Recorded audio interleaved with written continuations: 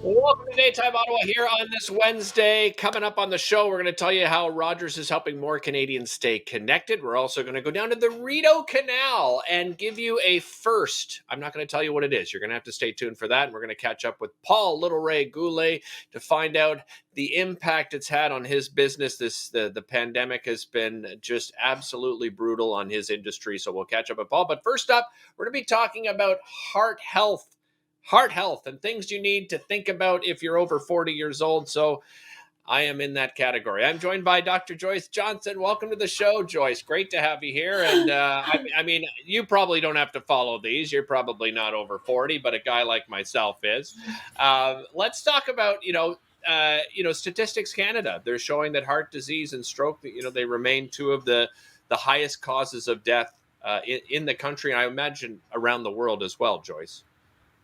Absolutely. What they say is that every 7 minutes in Canada, someone dies from heart disease or stroke. So it is very, very serious. And, not like fine wine, your heart doesn't get better with age. Unfortunately, your heart does get worse with age. So that's why over 40, it's really important that we put a little bit more emphasis on keeping your ticker healthy.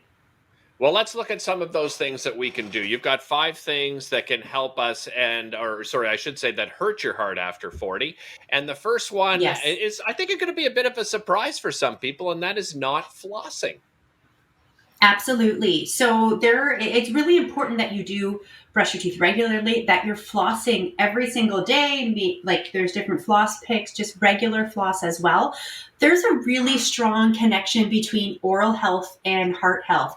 There was a study published in 2016 that looked at how oral bacteria contributes to a person's risk of atherosclerosis, which is hardening or narrowing of the arteries, which can significantly increase your risk or likelihood of developing heart disease. So really, really important that you are taking care of your gums and flossing every day. Another one is not getting enough omega-3 fatty acids. And you know what? We've been hearing this for years, but obviously we're not doing a good enough job.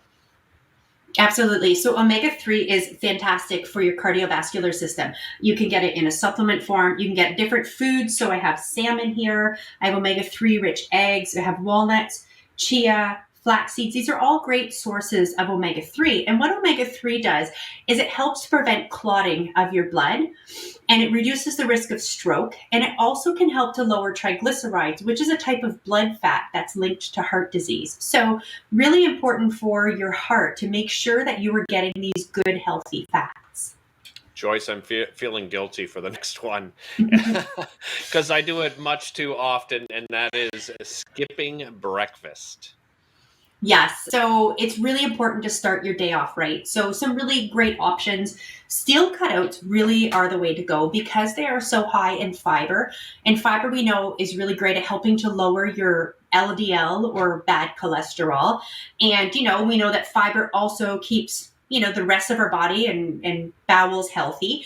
And something else that you could do too, everyone does the smoothie bowls. Smoothie bowls are really great. That's another great healthy option. So you're adding in here some walnuts. I have some hemp hearts, chia, some berries, which are really rich in fiber as well. So making sure that you're not skipping breakfast because it's a great way to start your day off on the right foot. So really healthy.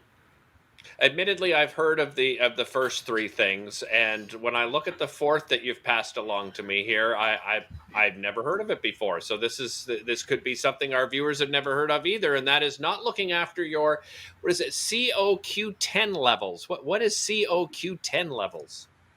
Okay, so CoQ10 or coenzyme Q10, it is an antioxidant. It's a very strong antioxidant that is responsible for helping to support your metabolism. It helps to support your energy production pathways in the mitochondria of your cell. Those are like your workhorses in all of the cells.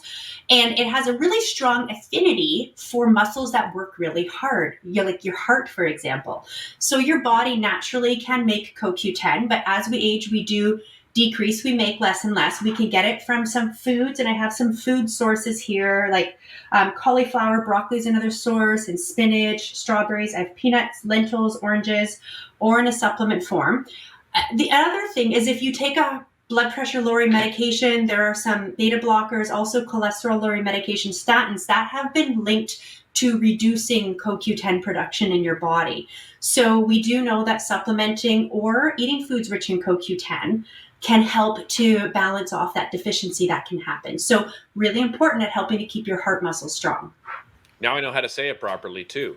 CoQ10. Let's talk about sleep. And we often hear, you should be getting a certain amount of sleep, but you can also get too much sleep. How does sleeping too much affect your heart health? Yes. I mean, getting too much sleep can actually be worse for your heart than not getting enough, believe it or not. I know we should be getting about 7 to 9 hours of sleep per night, but getting more than 8 hours of sleep can actually significantly increase your risk of developing cardiovascular disease. And that risk increases when you get over 9 hours of sleep, and even more so when you get over 11 hours of sleep. So making sure you're getting between 7 and 9 hours of sleep. And I know some people might laugh and say, after the age of 40, I don't sleep anymore. But if you do, make sure it's not too much.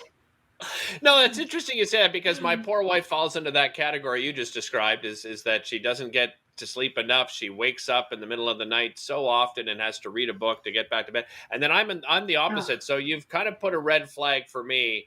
And I have to think about that a little more, because I think I do sleep too much. Sometimes I find myself in that 10 to 12 hour range, especially on the weekend. So I'm going to change my ways thanks to you, Joyce. And as usual, thanks for sharing advice to our viewers. Really appreciate it, Joyce. thank you so much for having me. And you know what? I'm glad to be able to share some of these tips with you. Yeah, always a pleasure. Don't go anywhere. Coming up after the break, Paul Little Ray Goulet is going to be joining us. He's going to be talking about some of the really difficult times his business has had over the year.